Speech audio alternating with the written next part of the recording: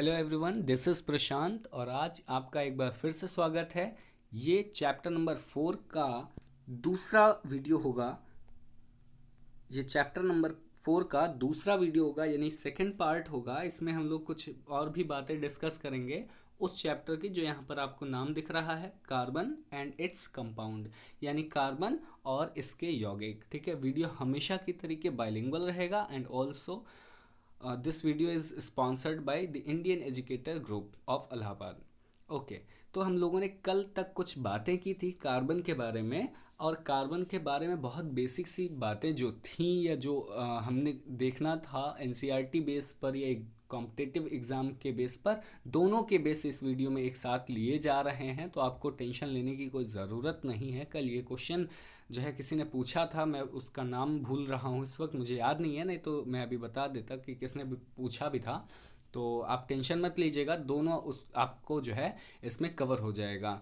ठीक, class 10th level की भी जो है साइंस के बेस पर ही ये पूरा वीडियो है, आप टेंशन मत लीजिए। अगर आप 10th के स्टूडेंट हैं या ये वीडियो अब बाद में देख रहे हैं तो भी आपको टेंशन लेने की ज़रूरत नहीं है। आपके 10th में इससे बाहर कुछ नहीं है और इससे इससे ज़्यादा भी कुछ नहीं है, और कम भी मेरे हिसाब से नहीं होगा। अगर कम होगा तो बहुत एक दो चीज़ें इधर उधर होंगी, बहुत ज़्यादा डिफरेंस नहीं होगा इससे। ठीक है, तो आइए शुरू करते हैं आज का ये वीडियो। मुझे उम्मीद है कि आपको ज़रूर पसंद आएगा ये वीडियो। तो वीडियो शुरू करने से पहले मैं आपको बता दूं कि अगर ये वीडियो आपको पसंद आता है तो please hit the like button, and अगर आपने अभी तक सब्सक्राइब ना किया हो हमारे यूट्यूब चैनल को तो please hit the subscribe button, press the bell icon and choose all the options.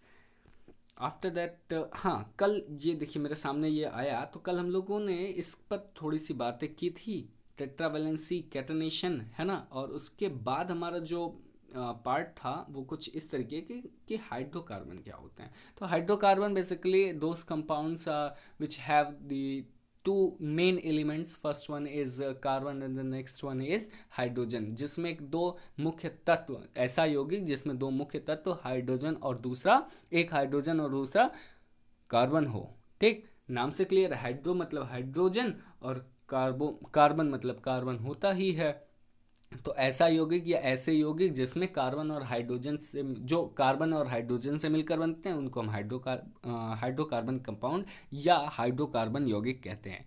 ये बनावट के आधार पर, ये बनावट के आधार पर कितने तरीके के होते हैं, तो दो, इसके दो भेद होते हैं। बनावट के आधार पर, संरचना के आधार पर यह दो प्रकार के होते हैं। पहला सैचुरेटेड और दूसरा है अनसैचुरेटेड। यानी पहला संतृप्त होता है, ठीक, संतृप्त, और दूसरा होता है असंतृप्त। ठीक है, संतृप्त और असंतृप्त में देखते हैं, समझते हैं क्या होता है। वैसे ये बात आप लोगों ने समझ भी रखी होगी। ऐसा कार्बन का यौगिक जिसमें संरचना में दो कार्बन मॉलिक्यूल्स के बीच सिंगल बॉन्ड हो, वो संतृप्त है।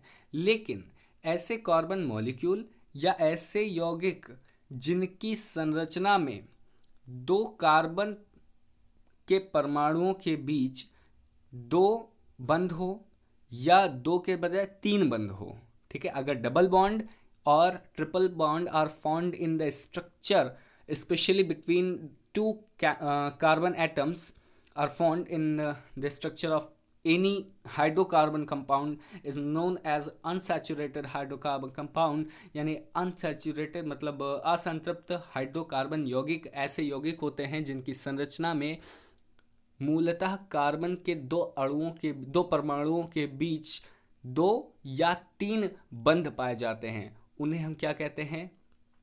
असंतृप्त हाइड्रोकार्बन यौगिक कहते हैं। ठीक, आइए ज़रा अब बात करते हैं कि हाइड्रोकार्बन के सामान्य तौर पर प्रकार कितने होते हैं, यानी कार्बन और हाइड्रोजन की संख्या के आधार पर हाइड्रोकार्बन यौगिक कितने प्रकार के होते हैं। तो ये बेसिकली आप सब जानते हैं, ये कितने तरीके के होते हैं। तो ये देखिए सामने लिखा हुआ है, तो ये कितने तरीके के होते हैं भाई साहब, यहाँ देखिए, गिन लीजिए। जी हाँ, वेरी गुड, तीन तरीके के होते हैं। पहला एल्केन, दूसरा एल्कीन और तीसरा एल्काइन। नाम हिंदी में भी वही है, इंग्लिश में भी वही है, टेंशन लेने की ज़रूरत नहीं है, फॉर्मूला सामने लिखा हुआ है। अब यहाँ समझते हैं यह फॉर्मूला है क्या। तो इसकी बात वैसे अगर आप ज़्यादा मतलब क्लास 10th में नहीं हैं, या आप क्लास 10 से बिलोंग नहीं करते हैं, या आप पढ़ चुके हैं एक बार, तो मुझे उम्मीद है 100% कि आपने इस चीज़ का जहन में एक बार जिक्र सुना ज़रूर होगा अपनी लाइफ में। सुना क्या, ये बहुत कॉमन सी चीज़ है, तो इसमें कोई बड़ी बात नहीं। अगर आप साइंस साइड के स्टूडेंट हैं तब भी आपने सुना होगा, आर्ट साइड के स्टूडेंट हैं तब भी आप इसके बारे में जानते होंगे, या गलती से कहीं से कान में ना कुछ तो कुछ एक ना एक बार तो पढ़ा ही होगा। आइए ज़रा इनके सूत्रों को समझते हैं। पहला जो यहाँ पर दिया गया है, पहला है एल्केन। अब ये जो एल्केन है ना, अब ये एल्केन में लिखा है CnH2n+2। इसका मतलब क्या होता है? तो इसका मतलब जो है, यहाँ जो n दिख रहा है नीचे छोटा, n का मतलब क्या है? Number of carbon atoms, number of carbon atoms, ठीक, नंबर ऑफ कार्बन एटम्स या नंबर ऑफ कार्बन एटम, ठीक। अच्छा, अब ये देखा कि n का मतलब तो कार्बन हो गया, यानी कि उस यौगिक में या उस यौगिक की संरचना में कितने कार्बन एटम हैं, कितने कार्बन परमाणु हैं, ठीक है। अच्छा, कार्बन अणु या परमाणु कुछ ऐसे कहते हैं, मुझे एग्जैक्टली थोड़ा सा कन्फ्यूज़न हो रहा है हिंदी में, आप देख लीजिएगा, है ना। होता नंबर ऑफ कार्बन ही है, ठीक, एटम ही है, नंबर ऑफ कार्बन एटम। अब जो हाइड्रोजन है ना, अगर हाइड्रोजन दोगुने से, किसके दोगुने? कार्बन परमाणुओं के या कार्बन एटम के दोगुने से दो ज़्यादा हो तो वो क्या होगा? एल्केन होगा। क्या होगा? एल्केन। और अगर ठीक और ठीक दोगुना हो तो कितना हो, वो क्या होगा? एल्कीन होगा। और अगर दो गुने से दो कम हो तो वो क्या होगा? एल्काइन होगा, ठीक। जैसे मैं आपको एक एग्जांपल दे करके बता रहा हूं। मान लिया हमारे पास है C4H10। अब बताइए ज़रा, ये C4H10 है क्या? C4H10, अब ये C4H10 क्या है? एल्केन है, एल्कीन है, एल्काइन है ना। तो ये क्या है? अगर हम इसको ज़्यादा विस्तार से समझेंगे तब इसके पूरे पार्ट करेंगे, अलग करके देखेंगे, है ना। फिर इसमें बॉन्डिंग आएगी, तो पहले वाले में सिंगल बॉन्ड, दूसरे वाले में डबल बॉन्ड, और तीसरे वाले में ट्रिपल बॉन्ड होता है, ठीक। लेकिन संरचना के आधार पर हम कार्बन को गिनेंगे और हाइड्रोजन को गिन लेंगे। और अगर केवल यही दो हों, इन्हीं दो से कंपाउंड यानी यौगिक बना हो, इनके अलावा और कोई ना हो, तो वो इन्हीं तीनों में से कोई एक होगा, ठीक। अगर एल्केन है तो क्या होगा? कार्बन कितना है? 4 है। यहाँ देखिए हाइड्रोजन कितना है? 10 है। तो 4 दूनी 8 होता है, और 8 में 2 ज़्यादा कर दिया तो कितना हो गया? 10 हो गया। और वो क्या है? एल्केन है। सिंपल सा है, बहुत ईजी। आगे बढ़ते हैं। अब एल्केन के बाद अगर हमारा दूसरा कोई हो, जैसे यही मान लिया C4, फॉर एग्जाम्पल C4H8 आ जाए, तब ये क्या है? तब ये एक एल्कीन है। क्या है? एल्कीन। देखो, 4 और 4 दूनी 8। अगर कार्बन 4 है, हाइड्रोजन 8 हो जाए तो क्या होता है? वो कौन सा यौगिक, कौन सा हाइड्रोकार्बन यौगिक होगा? तो एल्कीन होगा। अंडरस्टैंड। अगर यही मान लिया हमारे पास C6 दिया हो, क्या दिया हो? C6, और H10 आ जाए, देखो C6H10, इसका मतलब क्या है? C6H10 का मतलब 6 दूनी 12, कार्बन दोगुना नहीं, कार्बन से हाइड्रोजन दोगुना नहीं, कार्बन 6 है और हाइड्रोजन 10 ही है, दोगुने से 2 कम है। और अगर दोगुने से 2 कम है तो वो क्या, उसमें ट्रिपल बॉन्ड्स पाए जाएंगे कहीं ना कहीं। और अगर ट्रिपल बॉन्ड्स पाए गए हैं तो यह समझ लीजिएगा कि वो क्या है? एल्काइन है, ठीक है। और ठीक, एक बार फिर से चलते चलते इसको हम समझते हैं। संरचना के आधार पर या कार्बन की और हाइड्रोजन के परमाणुओं की संख्या के आधार पर, on the basis of the number of carbon atom and hydrogen atoms, if we distinguish, yeah, if we say the types, if you talk about the types of hydrocarbon compounds, then there are three main hydrocarbon compounds, main types of hydrocarbon compound. The first one having single bond between the carbon atom in the structure of that compound is known as alkane, which has the chemical formula as CnH2n+2. The next one is alkene which has the double bond between the two carbon molecules, two carbon atoms, and having the formula as CnH2n. After that, the last one is alkyne, which have the triple bond between two carbon atoms having the formula of CnH2n-2. Okay, next चीज़ क्या है, आइए ज़रा देखते हैं। यहाँ एक छोटा सा स्ट्रक्चर बना करके आपको दिखाया गया है कुछ, है ना। अब यहाँ बात जो है वो सैचुरेटेड कार्बन कंपाउंड की गई है, ठीक। अब ये सैचुरेटेड कंपाउंड है कार्बन का, तो कैसे पता लगेगा?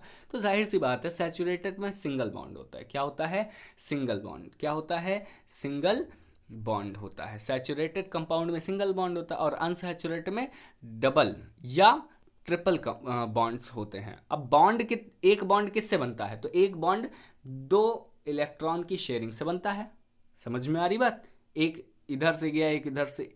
भाई देखो, ये कार्बन के पास नीचे जितना है, यहाँ पर आप देख रहे हैं क्रॉस जितना लगा हुआ है, ये कार्बन का है। ये है, ये है, ये है, और एक इधर ये है। ये इस तरीके का। अब हम थोड़ा सा कलर चेंज कर रहे हैं दूसरे कार्बन के लिए, है ना। और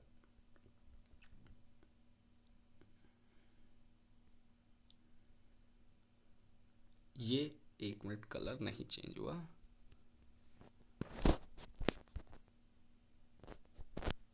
एक मिनट, हाँ। अब देखिए,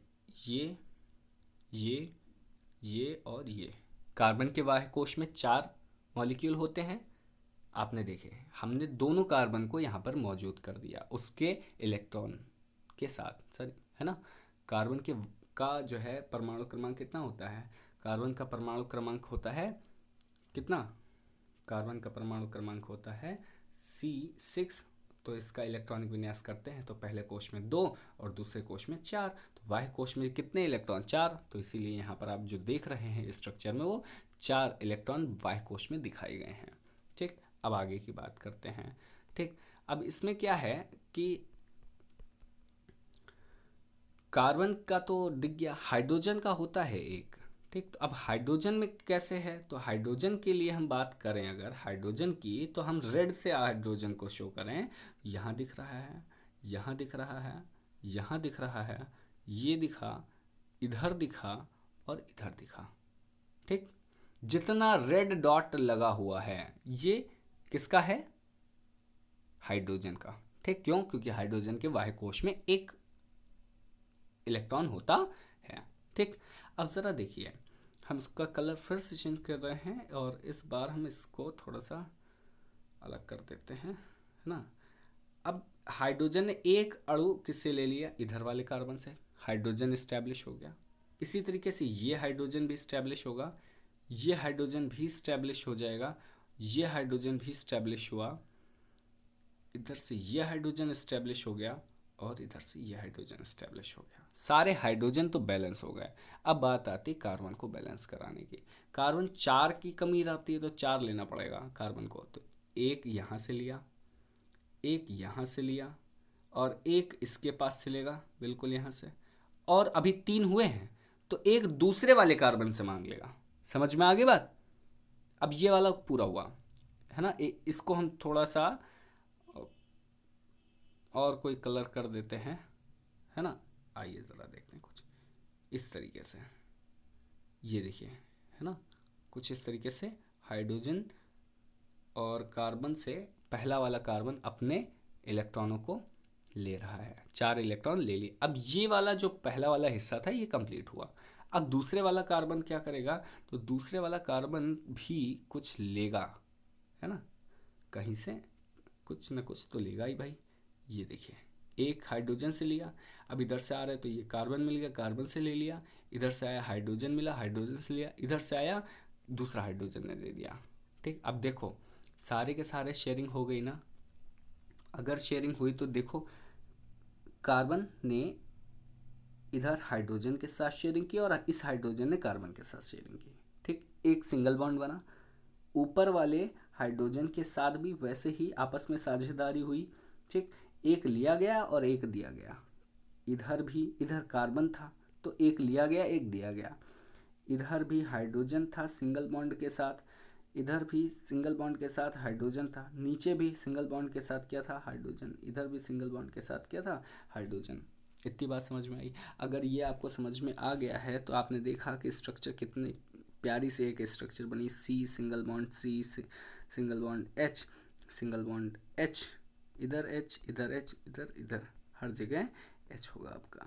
ठीक, अच्छा, अब ये वीडियो थोड़ा सा लंबा हो रहा है क्योंकि मैं आपको ज़्यादा समझा रहा हूँ, एक्सप्लेन कर रहा हूँ, है ना, इस वजह से वीडियो थोड़ा सा लंबा हो सकता है, तो आप टेंशन मत लीजिएगा। मुझे उम्मीद है कि ये बात आपको समझ में आई। अब ज़रा देखना है कि यहाँ सारे सिंगल बॉन्ड है, कोई डबल बॉन्ड नहीं है, तो डबल बॉन्ड ना होने की वजह से ये जो स्ट्रक्चर है वो स्ट्रक्चर कैसी होगी, सैचुरेटेड होगी, संतृप्त होगी। क्यों? क्योंकि संतृप्त अवस्था में किसी भी यौगिक में हमेशा सिंगल बॉन्ड होते हैं, और खासकर हाइड्रोकार्बन कंपाउंड के केस में, हाइड्रोकार्बन यौगिक के केस में। ठीक है सॉरी, अगर यहीं हमारे पास डबल बॉन्डिंग हो जाती, जैसे ये देखिए, ठीक, यहाँ क्या हुआ, इधर से सिंगल बॉन्ड बन गया, इधर से सिंगल बॉन्ड बन गया, इधर से सिंगल बॉन्ड बन गया, इधर से सिंगल बॉन्ड बन गया, लेकिन कार्बन के पास अभी 2 इलेक्ट्रॉन बचे हैं, ये इधर वाले कार्बन का है, और जो दूसरे वाले कार्बन का है वो इधर और इधर है। ठीक है, ये दूसरे वाले का है। ठीक, अब इन्होंने क्या किया कि इन्होंने आपस में ही शेयरिंग कर ली।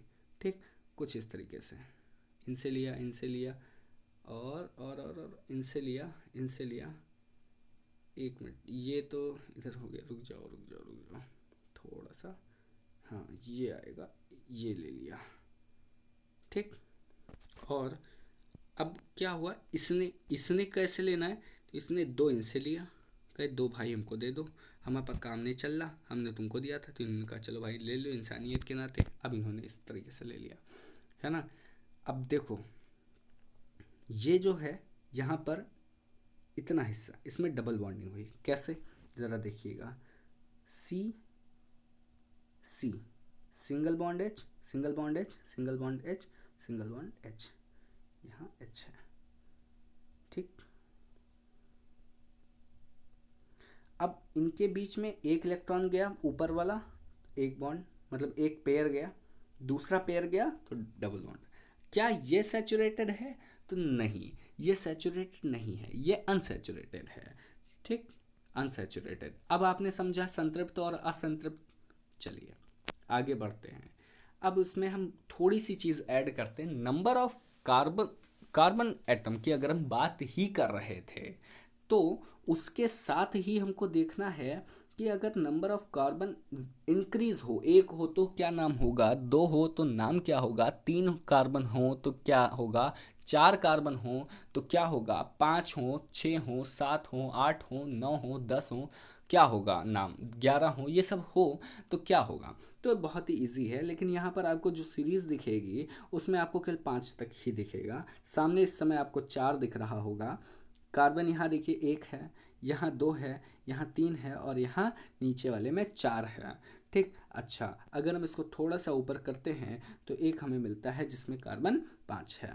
ठीक, अब इसके साथ हम ज़रा देखते हैं कि पहली स्ट्रक्चर में लिखा है मीथेन, तो याद रखिएगा जहाँ कहीं C1 होता है, C के पास कोई गिनती ना हो तो वहाँ हम समझ लेंगे कार्बन 1 है, लेकिन जहाँ C के पास 2 हो वहाँ हमें लिखना होगा क्या, एथ। क्या लिखना होगा, एथ। हिंदी वाले कैसे लिखेंगे, हिंदी वाले ऐसे लिखेंगे, एथ। ठीक, एथ, है ना। कुछ जगहों पर ये ए के ऊपर भी मात्रा लगती है, तो मेरे हिसाब से नहीं लगनी चाहिए क्योंकि नाम एथ है, एथ नहीं होता है। ठीक, अच्छा, तीसरे में हमें लिखना होगा प्रोप, चौथे में क्या लिखना होगा, तो चौथे में हमें लिखना होगा ब्यूट। ठीक, पांचवें में क्या लिखना होगा, तो पांचवें में लिखना होगा पेंट। ठीक है, एक कार्बन के लिए एथ, दूसरे के लिए मेथ, तीसरे के लिए प्रोप, चौथे के लिए ब्यूट। ठीक है, ब्यूटीफुल वाला आता है ना ब्यूट, वैसे ही। और पांचवें के लिए पेंट, छठे के लिए हेक्स, है ना, छठे के लिए क्या होता है, तो हेक्स। फिर हेप्ट, हेक्स, हेप्ट, और 8 के लिए ऑक्ट।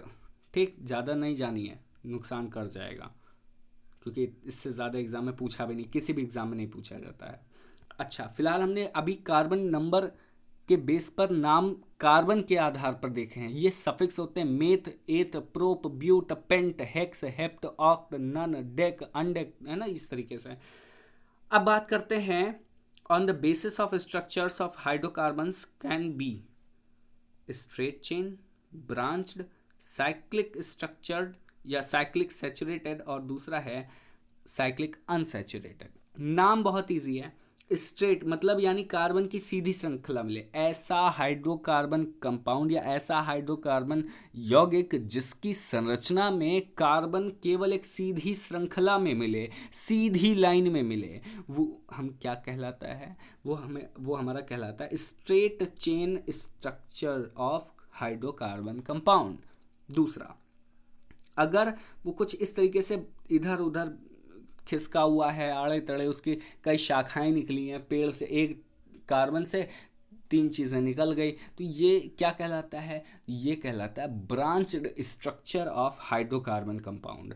लेकिन अगर हमने देखा कि अगर हमारे पास कोई कार्बन है और उस कार्बन के पास चारों मतलब कई कार्बन मिल करके एक बॉल टाइप या एक गोल या एक चौकोर बंद स्ट्रक्चर बना रहे हैं, ठीक, जैसे यहाँ पर हम आपको बता दें ऐसी ये स्ट्रक्चर हो गई, ठीक, या ये स्ट्रक्चर कुछ इस तरीके से हो गई, है ना, इस तरीके की अगर बंद स्ट्रक्चर रहेगी तो वो भी क्या कहलाएगी, साइक्लिक।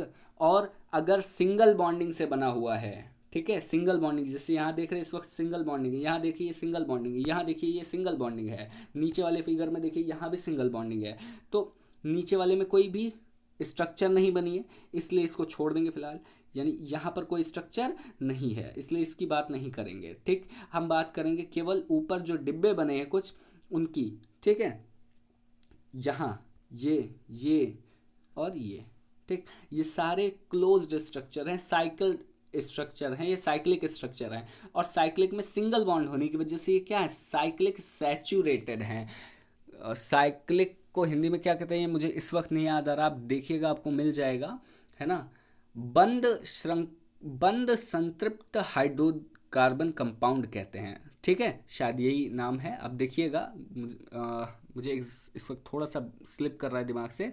बंद संतृप्त हाइड्रोकार्बन यौगिक संरचना कहलाता है, ये जो इस वक्त आपको तीसरा दिख रहा है। लेकिन अगर यहीं कहीं भी डबल स्ट्रक्चर आ जाए, डबल बॉन्ड आ जाए, इस तरीके से आ जाए, है ना, कहीं भी डबल बॉन्ड आ जाए, ठीक, तो क्या होगा, तो याद रखिएगा कि क्या कहलाएगा, अगर स्ट्रक्चर में डबल बॉन्डिंग है तो वो क्या कहलाएगा, cyclic unsaturated. Double bond, triple bond, unsaturated, बात खत्म।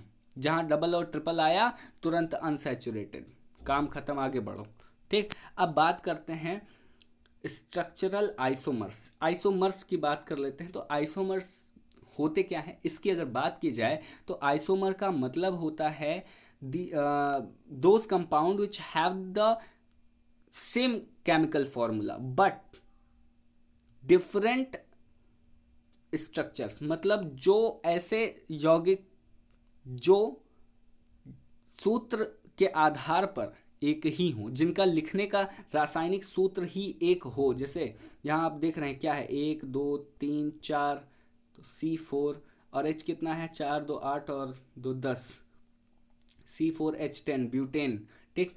अब ये जो ब्यूटेन बना हुआ है ये क्या है, देखो ब्यूटेन है ना, तो ऊपर वाले में स्ट्रक्चर देखिए ओपन चेन स्ट्रक्चर है, ठीक, और या स्ट्रेट चेन जिसको बोलते हैं, यहाँ लिखा भी straight chain isomer of butane है ये, क्या, ब्यूटेन, 4 है ना, 4 कार्बन, ब्यूटेन, ठीक।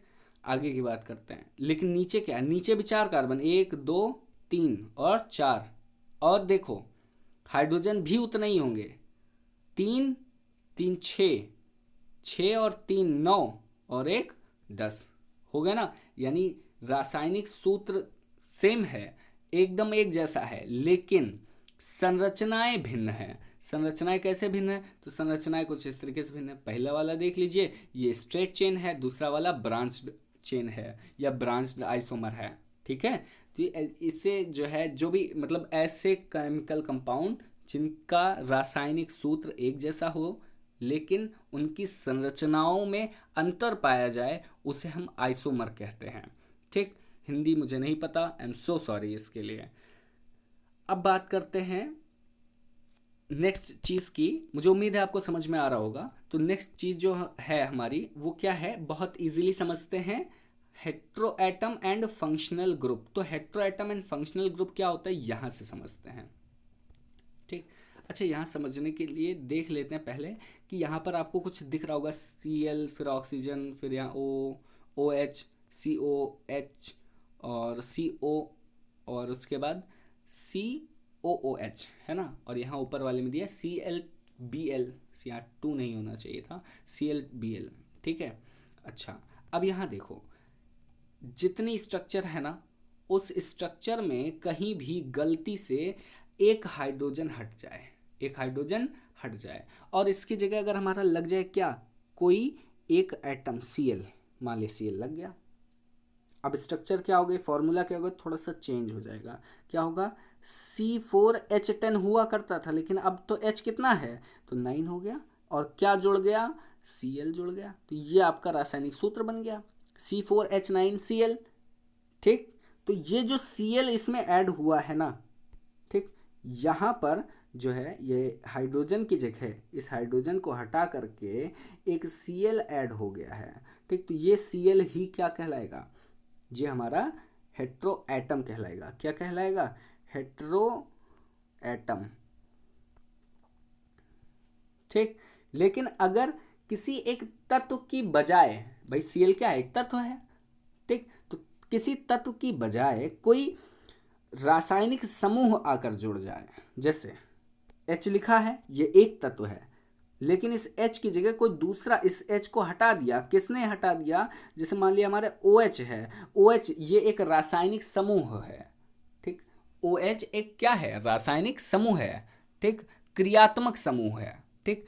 तो ये OH संरचनित है या इसकी रचना ऑलरेडी हो चुकी है, ये आपस में जुड़े हुए हैं और उसके बाद ये आकर के हमारी इस संरचना में जुड़ जा रहे हैं। तो ये क्या कहलाएंगे, ये हमारा कहलाएगा OH कहलाएगा केवल फंक्शनल ग्रुप। क्या कहलाएगा, functional, TIONAL, functional group, GROUP। समझ में आ रही बात। अब मुझे उम्मीद है कि फंक्शनल ग्रुप और हेट्रो एटम समझ में आ रहा होगा। हेट्रो एटम हमेशा कंपाउंड के नाम के पहले यूज़ किया जाता है और जो फंक्शनल ग्रुप होते हैं वो कंपाउंड के नाम के अंत में यूज़ किए जाते हैं। मतलब हेट्रो एटम में जो फंक्शनल ग्रुप ऐड होता है उसका नाम हमेशा प्रीफिक्स में होता है, बाकी सब के नाम हमेशा सफिक्स में ऐड किए जाते हैं, ठीक। हिंदी में कहें तो जैसे Cl, Bl, H, N ये सब ऐड हुआ तो उनका नाम जो है हम उपसर्ग के तौर पर जोड़ते हैं, मूल शब्द के आगे जोड़ते हैं। लेकिन अगर फंक्शनल ग्रुप यानी क्रियात्मक समूह जुड़ गया तो क्रियात्मक समूह का नाम हम किसी तत्व में प्रत्यय के तौर पर जोड़ते हैं, ठीक है। आगे बढ़ते हैं, होमोलॉगस सीरीज। होमोलॉगस सीरीज के बारे में अगर हम डिस्कस करेंगे लेकिन अपनी नेक्स्ट सीरीज में। तब तक के लिए मिलते हैं आपसे नेक्स्ट वीडियो में। Thank you so much.